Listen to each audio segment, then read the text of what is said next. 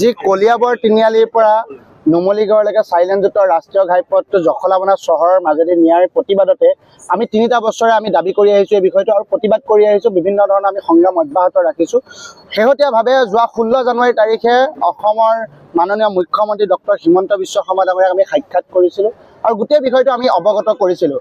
আৰু তেখেতে আমাক আশ্বাস প্ৰদান কৰিছিল যে জখলাবনা চহৰৰ মাজেদিও চাইলেণ্টযুক্ত ৰাষ্ট্ৰীয় ঘাইপথটো নিব পৰা যাব। কিছুমান টেকনিকেল কথা যদিও আছে, যেনেধৰণৰ ৰেল ক্ৰছিঙৰ ওপৰেদি এখন অভাৰব্ৰিজ হ'ব, জখলাবনা চহৰৰ মাজত 2টা ছাৰ্ভিচ ৱে হ'ব, বেৰিকেড হোৱাৰ সম্ভাৱনা আছে। তেনেকুৱা কিছুমান টেকনিকেল কথা আছে যদিও জখলাবনা চহৰৰ মাজেদি চাইলেণ্টযুক্ত ৰাষ্ট্ৰীয় ঘাইপথটো নিব পৰা যাব বুলি তেখেতে আমাক আশ্বাস প্ৰদান কৰিছিলে।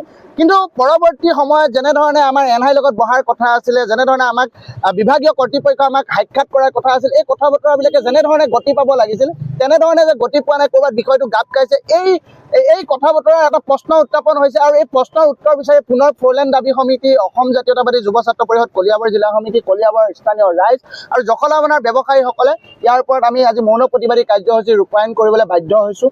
এটা কথা আমাক উত্তৰটো লাগে আৰু সিদ্ধান্ত লাগে যে কলিয়াবৰৰ সুৰক্ষা কৱচ স্বৰূপ 37 নং ৰাষ্ট্ৰীয় ঘাইপথ পুৰণা নতুন 715 যে এই সুৰক্ষা কৱচ স্বৰূপ ৰাষ্ট্ৰীয় ঘাইপথটো আমাক যে জখলাবনা চহৰৰ মাজেদিয়ে যে ফ'ৰলেনটো যাব, এই কথাটো সিদ্ধান্তটো স্থিতিটো তেওঁলোকৰ স্পষ্ট কৰিব লাগে। কিহৰ কাৰণে তেখেতে এই কথাটো তেওঁলোকে বা বিভাগীয় কৰ্তৃপক্ষই কথাটো গুৰুত্ব দিয়া নাই, যে আগবঢ়াব বিচৰা নাই, এই কথাটো আমি বুজিব পৰা নাই। গতিকে 26 ডিচেম্বৰৰ পিছত আমি কোনো প্ৰতিবাদী কাৰ্যসূচী লোৱা নাছিলোঁ যদিও আজি 2টা মাহৰ পিছত আমি পুনৰ কাৰ্যসূচী ৰূপায়ণ কৰিবলৈ বাধ্য হৈছোঁ। আমাক এটা সিদ্ধান্ত লাগে আৰু এই সিদ্ধান্তটো এনেধৰণেই লাগে যে জখলাবনা চহৰৰ মাজেদিয়ে ৰাষ্ট্ৰীয় ঘাইপথটো যাব, চাইলেণ্টযুক্ত ৰাষ্ট্ৰীয় ঘাইপথটো অতি শীঘ্ৰে এটা সিদ্ধান্ত হ'ব লাগে। বিভাগীয় কৰ্তৃপক্ষ আমাৰ লগত বহিব লাগে।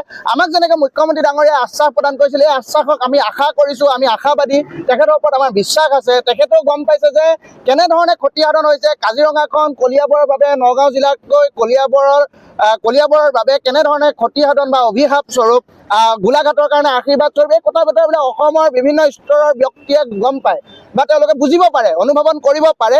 কিন্তু শেহতীয়াভাৱে যেনেধৰণৰ কথা বতৰাবিলাক গতি পাব লাগিছিল তেনেধৰণে গতি পোৱা নাই। গতিকে আমি আমাৰ স্থিতিত অটল। গতিকে জখলাবনা চহৰৰ মাজেদি চাইলেণ্টযুক্ত ৰাষ্ট্ৰীয় ঘাইপথটো যাব লাগিব। অতি শীঘ্ৰে বিভাগীয় কৰ্তৃপক্ষই এটা সিদ্ধান্ত উপনীত হওক আৰু এই সিদ্ধান্ত ৰাজহুৱা কৰিবৰ কাৰণে আমি দাবী জনাইছোঁ আজি মৌন প্ৰতিবাদী কাৰ্যসূচী।